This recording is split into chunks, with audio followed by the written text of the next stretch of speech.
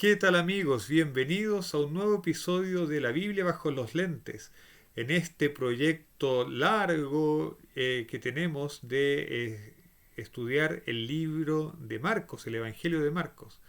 Y hoy día tenemos muchas cosas que decir, vamos a estudiar en el capítulo 1 todavía, los versículos 14 al 34. Y sin más demora, vamos entonces al texto bíblico. Y los versículos 14 y 15 dicen así. Después que Juan fue encarcelado, Jesús vino a Galilea predicando el Evangelio de Dios y diciendo, el tiempo se ha cumplido y el reino de Dios se ha acercado. Arrepentidos y creed en el Evangelio. En el episodio anterior, nosotros habíamos dejado a Jesús justo después de pasar 40 días en el desierto siendo tentado por Satanás. Y ahora, en el versículo 14, se nos habla del arresto de Juan. La Biblia no nos explica, el Evangelio de Juan no nos explica qué pasó entre estos dos acontecimientos. Los otros evangelios sí, los otros evangelios sí lo van a contar, pero Marcos no. Y de hecho, Marcos tampoco nos explica cuáles fueron las circunstancias del encarcelamiento de Juan. Los otros evangelios sí, nos van a decir que Juan estuvo criticando las actitudes del gobernante de Judá de la época, y por lo tanto se acarreó enemigos políticos y por eso fue arrestado. Pero Marcos no le explica. Así es que uno supone que para los lectores originales del Evangelio de Marcos, esto debe haber sido un hecho bien conocido. Debe, todo el mundo debe haber sabido de qué se trataba, lo que estaba hablando. Deben haber sabido cuál era la causa del arresto y cuál fue el desenlace. Pero en fin, se nos dice que Jesús vino a Galilea, volvió a Galilea, Jesús, de donde había venido, como habíamos visto unos versículos más arriba. Y la razón por la que Jesús volvió a Galilea parece clara. El arresto de Juan debe haber hecho notorio que Judea no era un lugar seguro para Jesús y para su movimiento. Así es que él vuelve a Galilea, de donde él era, a un lugar seguro, un lugar conocido. Además, Galilea está en el extremo norte de Israel y estaba separada de Judea por Samaria. Samaria estaba al medio. Y Galilea es una tierra de transición entonces entre el mundo judaico y el mundo gentil. Así es que es una región más cosmopolita, eh, seguramente más flexible en algunas costumbres y lejos de la influencia política de Judea. Así es que era un lugar más seguro para Jesús. Pero también se nos dice que Jesús iba predicando el Evangelio y el contenido de la predicación del Evangelio de Dios era el tiempo se ha cumplido y el reino de Dios se ha acercado. Recordemos que la palabra evangelio significa buenas noticias, literalmente eso, son las buenas noticias. Así es que lo que estaba predicando Jesús eran las buenas noticias acerca de Dios.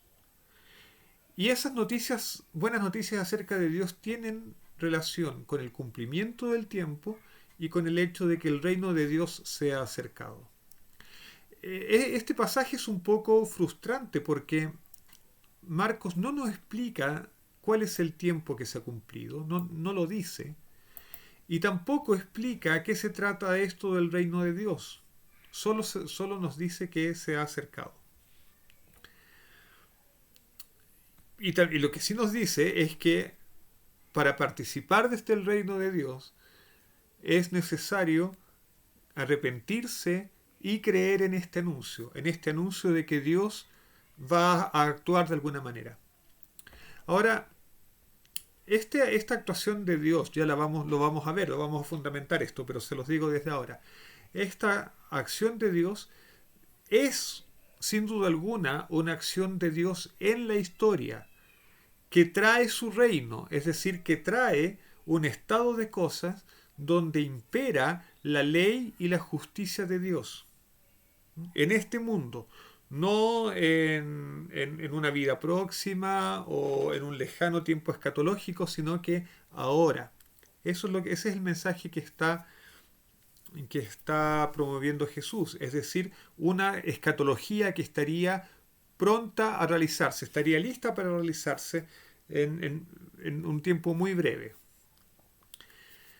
Pero de nuevo, uno queda en duda de a qué se refiere este tiempo y este reino de Dios. Y uno se pregunta entonces por cuáles son las fuentes de la escatología de Jesús, cuáles son las fuentes del entendimiento profético y, y apocalíptico de Jesús. Como decía, eso no está explicado en este pasaje de Marcos, pero sí más adelante en el capítulo 13 de Marcos podemos obtener algunas pistas. Y sí, el capítulo 13 lo vamos a estudiar, pero mucho más adelante. Así es que mientras tanto vamos a echar un vistazo, vamos a ir brevemente al Evangelio de Marcos, al capítulo 13 y al versículo 14, en el que, en el que Jesús está hablando sobre lo que va a acontecer cuando Jerusalén sea destruida. Y dice así el versículo 14 del capítulo 13 de Marcos. Pero cuando veáis que la abominación desoladora se ha establecido donde no debe estar, el que lee entienda, entonces los que estén en Judea huyan a los montes. Ahora, este versículo es muy, muy interesante por esta frase que aparece, abominación desoladora. Esta frase en los libros canónicos de la Biblia aparece en el libro de Daniel.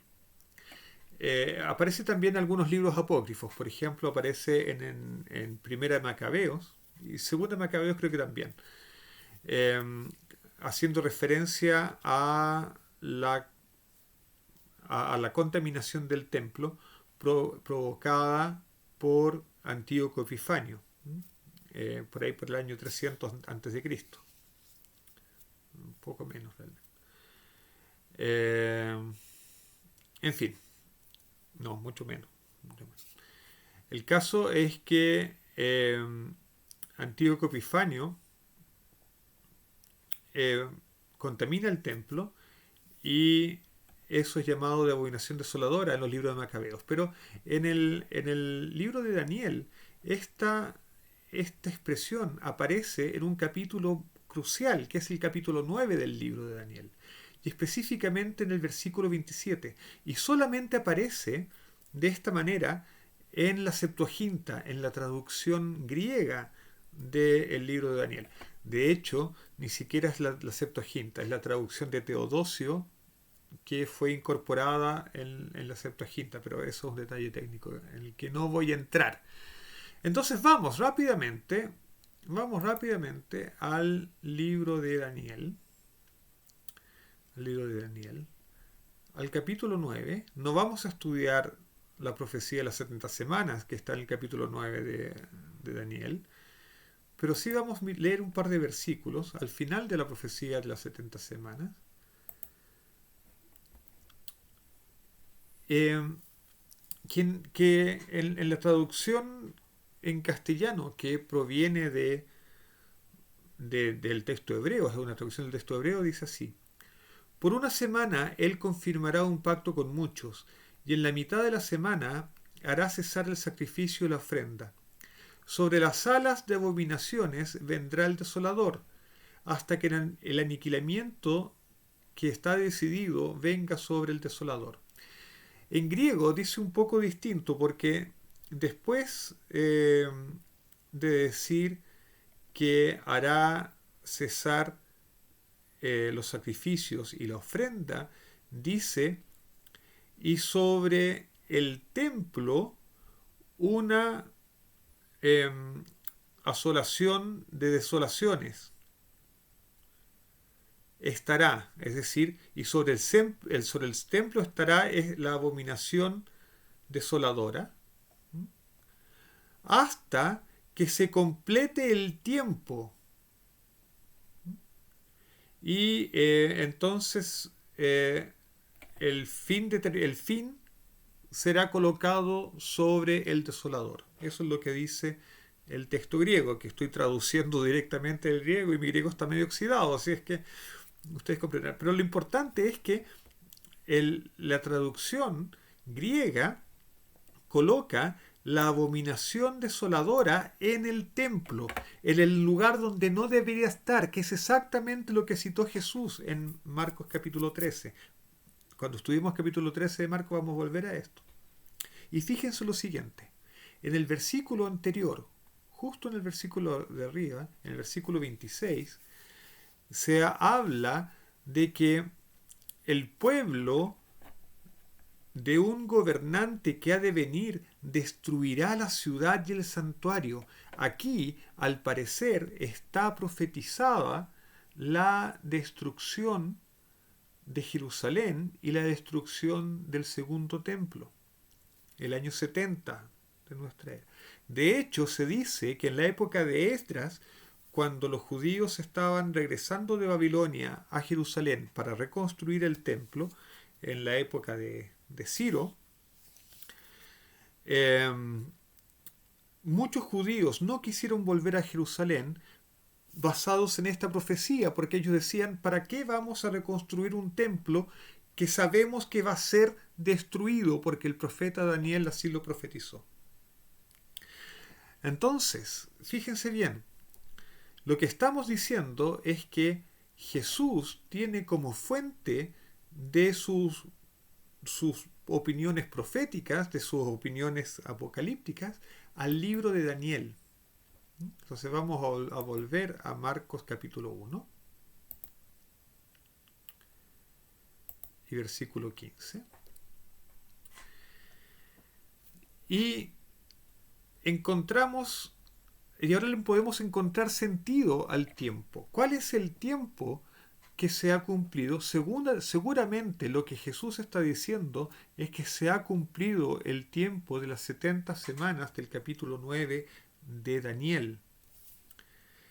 Y que Jerusalén, que el pueblo de Israel, por lo tanto, está enfrentando una época crucial, una época en que tiene que decidir, tiene que tomar una actitud entre que si acepta que se establezca el reino de Dios sobre este mundo, o bien se torna rebelde a Dios y viene y se cumple, por lo tanto, la profecía de la destrucción de la ciudad y la destrucción del templo. Hay que saber que toda profecía que contenga una maldición es condicional. En Deuteronomio, Dios le dice al pueblo de Israel por medio de Moisés: he aquí que yo pongo delante de ustedes la vida y la muerte. Escojan la vida para que vivan, dice Moisés. Escojan la vida para que no se equivoquen. Escogen la vida. Entonces, Israel había llegado al punto crucial de la historia en que podía escoger el establecimiento del reino de Dios o escoger la destrucción de la ciudad, escoger la destrucción del templo y partir para su segundo exilio, el exilio actual que de hecho no termina todavía. Es interesante que en el libro de Daniel también se habla del reino de Dios, en dos ocasiones al menos. En el capítulo 2, cuando se dice que Dios va a instaurar un reino que no será destruido y que su instalación va a implicar la destrucción de los grandes imperios terrestres. No vamos a estudiar tampoco Daniel capítulo 2 aquí, estoy haciendo un resumen. Y el otro momento en que se menciona el reino de Dios es en el capítulo 7 de Daniel, cuando aparece un personaje delante de Dios, un personaje que es llamado como semejante a un hijo del hombre, y le es entregado el reino a este personaje, y a través de él a todo el pueblo de Dios. Por lo tanto, me caben pocas dudas de que Jesús se está refiriendo a las profecías de Daniel. Y este establecimiento del reino de Dios, a pesar de que tiene ribetes espirituales y Jesús no está llamando a un levantamiento armado, sí tiene consecuencias políticas, porque en las profecías de Daniel el establecimiento del reino de Dios ocurre sobre la base de la destrucción de los sistemas humanos de gobierno, de los imperios humanos. Así es que el mensaje de Jesús tiene algo de muy subversivo, ¿no? Por supuesto, él se fue a predicar esto a Galilea y no se fue a predicar esto a Jerusalén, donde iba a provocar todos los nervios de las autoridades. Y la condición para que se estableciera el reino de Dios y se evitase la destrucción de la ciudad y del templo era arrepentirse y creer en el Evangelio, creer en que Dios iba a intervenir, dejar las cosas en las manos de Dios, y lo que el pueblo tenía que hacer era tomar en serio a Dios y volver a Dios, volver a aferrarse a Dios, aferrarse a Dios. Así es que el mensaje de Jesús era extremadamente poderoso, extremadamente poderoso. Pero sigamos avanzando porque llevamos apenas 2 versículos y tenemos un largo trecho que recorrer. Dice el versículo 16 del capítulo 1 de Marcos. Y pasando junto al mar de Galilea, vio a Simón y a Andrés, hermano de Simón, echando la red en el mar porque eran pescadores. Jesús les dijo: venid en pos de mí, y os haré pescadores de hombre. De inmediato dejaron sus redes y lo siguieron. Hay varias cosas interesantes en este trecho. Primero, aquí aparece Simón, se nombra por primera vez a Simón. Simón es el nombre original de Pedro. Y acuérdense que según la tradición, una edición que se remonta a Papías, según la tradición, el Evangelio de Marcos fue escrito sobre las enseñanzas de Pedro. Marcos era el secretario de Pedro y Pedro predicaba. Marcos recogió la predicación de Pedro y sobre eso escribió el Evangelio, según Papías.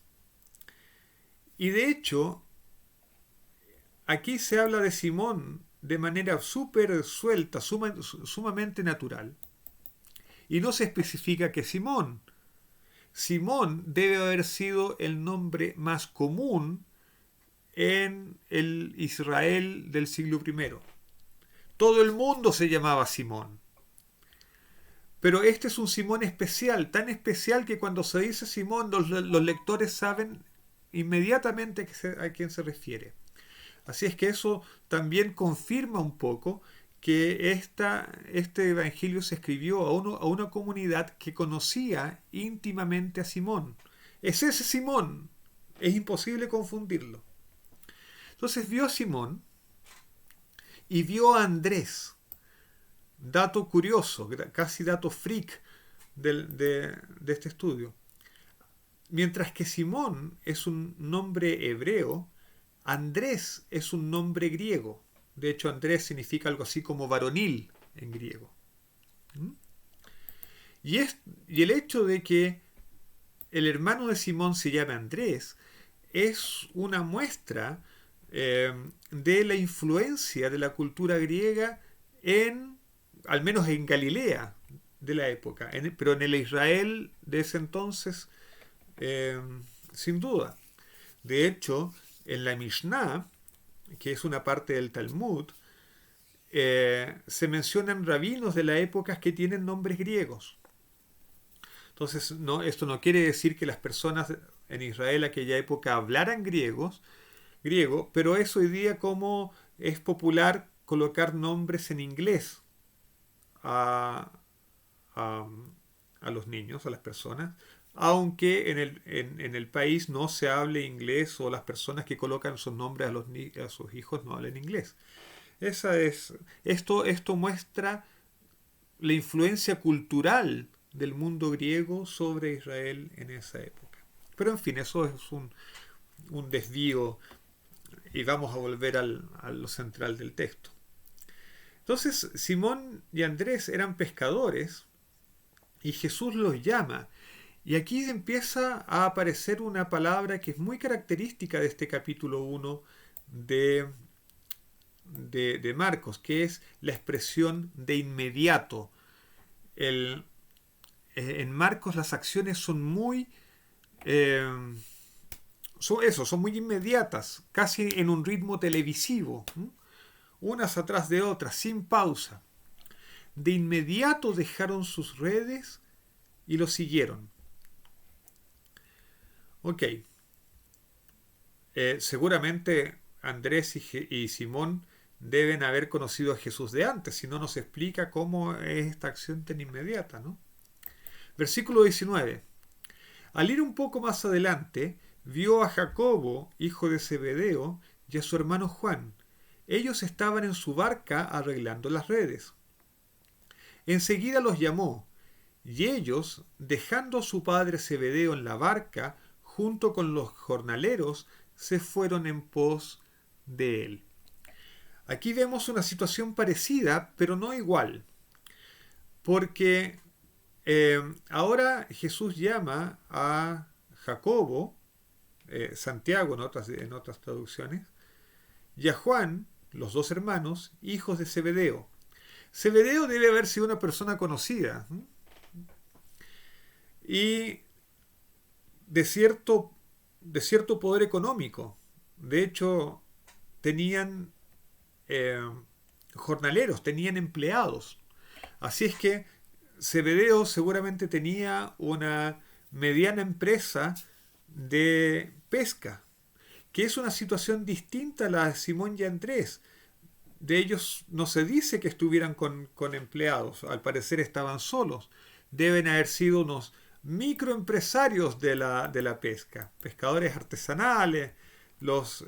Zebedeo tenía más bien algo un poco más parecido a una mediana empresa, a una mediana industria. Entonces Jesús está llamando a pescadores, pero no del mismo nivel. Hay una diferencia de nivel económico entre ellos. Pero de todas maneras son pescadores. Y los pescadores son personas rudas en general.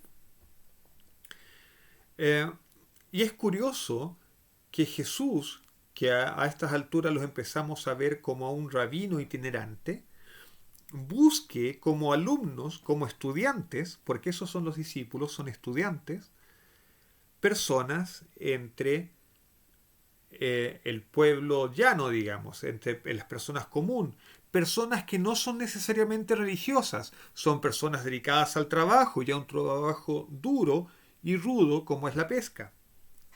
Un rabino hubiese buscado sus alumnos entre los tzadikim, entre los justos, entre las personas dedicadas al estudio de la Torá, personas que tienen una vocación religiosa, personas consagradas a Dios. Pero Jesús no hace eso, busca a sus discípulos entre la gente común. Y eso va a ser importante más adelante. Más adelante nosotros vamos a ir viendo que lo que Jesús intenta hacer es acercar Dios a las personas comunes y no tornarlas religiosas, sino que las personas comunes puedan volverse a Dios en la situación en que están. pero eso lo vamos a dejar para más adelante. Versículo 21 dice: entraron en Capernaum y enseguida, entrando él en la sinagoga los sábados, enseñaba.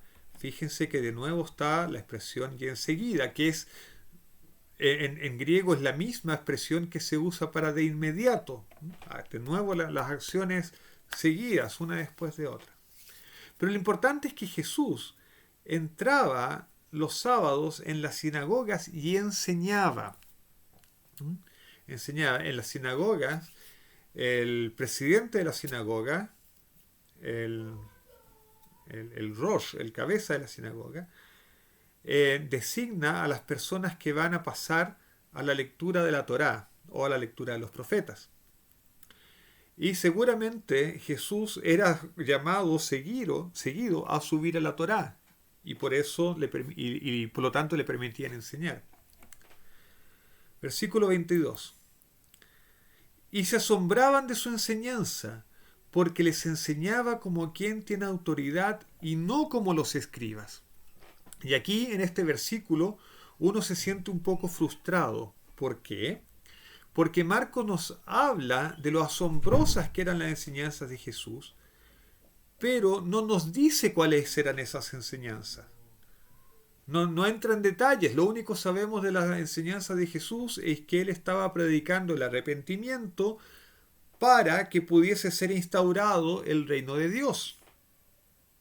Pero no sabemos los detalles de la enseñanza que él predicaba en la sinagoga de Capernaum.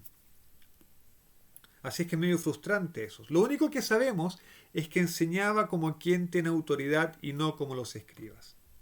¿Qué quiere decir eso? Los escribas eran gente instruida, gente letrada, pero no necesariamente gente con opinión propia. Seguramente cuando ellos predicaban, cuando ellos enseñaban, lo que hacían era citar las enseñanzas de rabinos famosos. Pero ellos no tenían una opinión propia y formada acerca de las escrituras. Citaban lo que otros habían opinado. Pero Jesús no. Jesús seguramente colocaba a él su propia interpretación de las escrituras, su propia forma de mirar las escrituras. No en Marcos, pero en el libro de Mateo, por ejemplo, tenemos eso muy claramente señalado cuando Jesús dice: ustedes escucharon que se dijo esto, pero yo les digo esto otro. Esa actitud en realidad no era extraña en el judaísmo, pero era propia de los grandes rabinos, de los grandes de Israel, que establecían ciertas líneas de interpretación. Jesús se coloca como entre los grandes de Israel, los grandes en Torá, y no como aquel que repite simplemente lo que otros enseñan. Avancemos. Y en ese momento, un hombre con espíritu inmundo estaba en la sinagoga de ellos y exclamó diciendo: ¿qué tienes con nosotros, Jesús de Nazaret? ¿Has venido a destruirnos? Sé quién eres, el Santo de Dios. Jesús lo reprendió diciendo: cállate y sal de él. Y el espíritu inmundo lo sacudió con violencia y clamó a gran voz y salió de él. Todos se maravillaron, de modo que discutían entre sí diciendo: ¿qué es esto? Una nueva doctrina con autoridad. Aún a los espíritus inmundos él manda y le obedecen. Y pronto se extendió su fama por todas partes, en toda la región alrededor de Galilea. Fíjense el contraste. Marcos, cuando habla de la enseñanza, solamente dice que las personas se asombraban de la enseñanza. Pero aquí comienza a relatar acciones de Jesús. Y cuando relata acciones, es mucho más detallista. Y esto nos habla que detrás del Evangelio de Marcos hay alguien que se deja impresionar mucho más por las acciones que por los discursos. Y eso es coherente con alguien como Pedro. Pedro, un pescador, alguien que no está acostumbrado al análisis de discursos, pero que es un hombre de acción. Seguramente Pedro va a estar mucho más impresionado por lo que Jesús hace que por lo que Jesús dice. Y por lo tanto es mucho más probable que en su predicación, que fue recogida por Marcos, reflejara mucho mejor las acciones de Jesús que sus discursos. Y al final de cuentas, son las acciones de las personas las que hablan mucho más alto que sus palabras. Y aquí hay muchas cosas interesantes que uno puede preguntarse. Por ejemplo, ¿cómo es posible que en Israel, entre el pueblo de Dios, hubiese gente con espíritu inmundo? Eso dice que las cosas estaban realmente mal, espiritualmente hablando, en el Israel del siglo I. Había ciertamente una crisis espiritual. ¿Ok? Y estaba dentro de la sinagoga. ¿Cómo es posible? Por otro lado, es también impresionante que este espíritu inmundo se manifieste. De hecho, en griego, más que inmundo, está escrito espíritu impuro. Acatarto. Espíritu impuro. Entonces, ¿cómo es? Lo sorprendente aquí es que este espíritu impuro se manifieste y reconozca a Jesús de Nazaret. Lo llama Jesús de Nazaret, pero también lo llama el Santo de Dios. El Santo de Dios, alguien que ha sido designado por Dios para un propósito específico, para un propósito sagrado. Y nosotros vimos que en el bautismo Dios designó a Jesús como el Mesías, como el siervo sufriente de Dios también. Y la gente queda maravillada con el hecho de que Jesús no solamente enseña de manera poderosa y una interpretación refrescante de las Escrituras, o al menos una interpretación novedosa de las Escrituras, sin abandonar la tradición judía, dicho sea de paso, pero eso lo vamos a ver después. Y no solamente eso, sino que Jesús hace señales, y esta señal en particular es que Él es capaz de exorcizar, es capaz de sacar espíritus impuros de las personas, y los espíritus impuros lo obedecen. Obedecen su palabra, le obedecen a Jesús.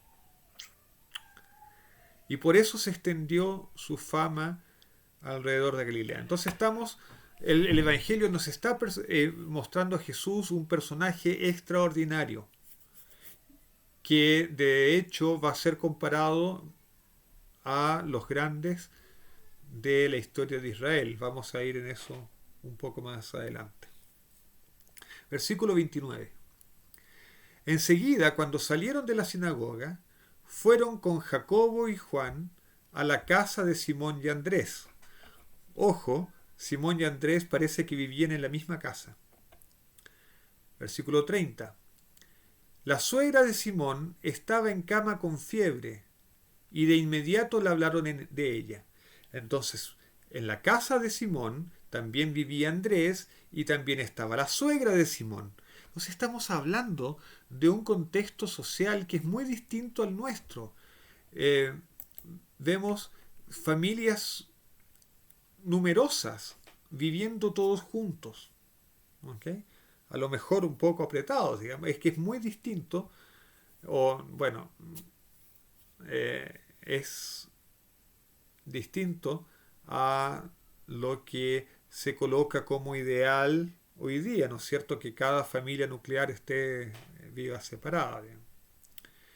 Pero en realidad, de alguna manera, el, el, eh, el, el contexto social de Israel, del Israel que conoce Jesús, se parece mucho a la Latinoamérica profunda o a la Latinoamérica más tradicional, en que también familias grandes vivían juntas y hoy día también a lo mejor con crisis habitacional hay familias que se ven obligadas a vivir muchos miembros de la familia en un lugar reducido. Eso ocurre mucho en Latinoamérica, aunque no es presentado como el ideal por los medios ni por la cultura predominante, pero ocurre mucho en Latinoamérica y por lo tanto es un punto en el que podemos identificarnos como latinoamericanos con el relato del Evangelio. Eh, pero entonces le hablan a Jesús que la suegra de Simón está con fiebre. Y dice el versículo 31, él se acercó a ella, la tomó de la mano, la levantó y la fiebre la dejó. Y le dejó la fiebre. Y ella comenzó a servirlos. Al atardecer, recordemos que era sábado, y el sábado está prohibido cargar pesos, por lo tanto, transportar enfermos de manera innecesaria no estaba permitido. Eh, entonces las personas esperaron que pasara el sábado, al atardecer, a la puesta de sol, como dice el texto, al atardecer, cuando se puso el sol, le traían los enfermos y los endemoniados. Fíjense, enfermos y endemoniados en Israel. Toda la ciudad estaba reunida a la puerta de la casa de Simón. Y él sanó a muchos que padecían de diversas enfermedades y echó fuera muchos demonios. Y no permitía a los demonios hablar que le conocían. Fíjense lo interesante de esto. Lo primero que hace Jesús, luego de anunciar que el reino de Dios estaba cercano, es expulsar demonios y sanar. Y eso es una señal de que el reino de Dios está cercano. De hecho, cuando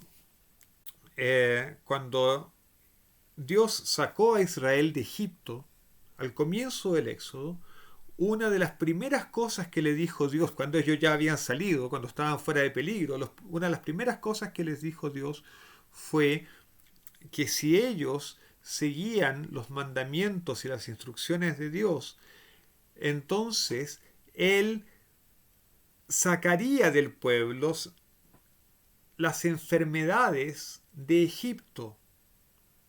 Y ya no habría entre el pueblo las enfermedades que afligían a los pueblos en esa época. Y que ya tampoco habría mujer estéril y que incluso ni siquiera los animales domésticos abortarían, en fin, una serie de esas cosas. Y Dios dice, yo soy el Dios que los sano. Eso está relatado en el libro de Éxodo. Entonces, cuando Jesús comienza a expulsar demonios o espíritus impuros, y cuando empieza a sanar a los enfermos, es como si estuviese diciendo que el Dios que los sana se ha acercado nuevamente al pueblo y que los está llamando a una reconsagración, los está llamando a acercarse a Dios nuevamente, a seguir las normas de Dios. Y eso significa arrepentirse, ¿no es cierto? Aferrarse nuevamente a Dios, volver a Dios, para que Dios pueda conectarse con ellos y Dios pueda sacar las enfermedades de los egipcios, las enfermedades que son propias de las naciones. Y pueda instaurarse este reino de Dios, este estado sobrenatural en que Dios reina y dirige los destinos del pueblo.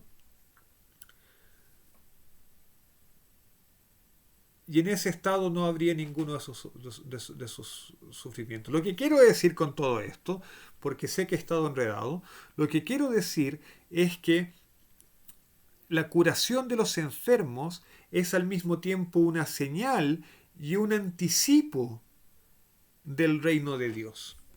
Es verdaderamente el reino de Dios que se está acercando. Y Jesús también se está mostrando como el enviado de Dios que trae a este mundo el reino de Dios.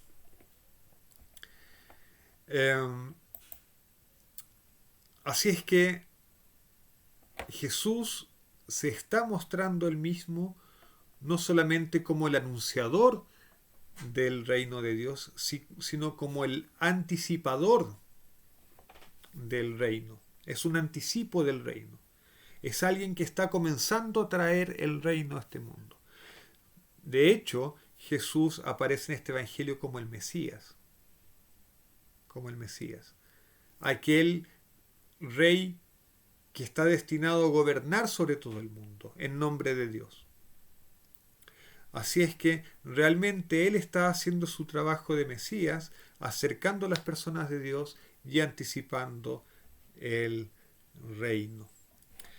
Bien, creo que esto es suficiente por hoy. Vamos a dejar por aquí nuestro comentario al libro de Marcos y vamos a pensar un poco entonces en esta necesidad que nosotros tenemos también de acercarnos a Dios y cómo también nosotros tenemos la oportunidad de traer con nuestras acciones, en la medida del alcance que podamos tener, traer también un poquito del reino de Dios a nuestras vidas y a nuestro entorno y hacer así de este mundo un lugar un poquito mejor.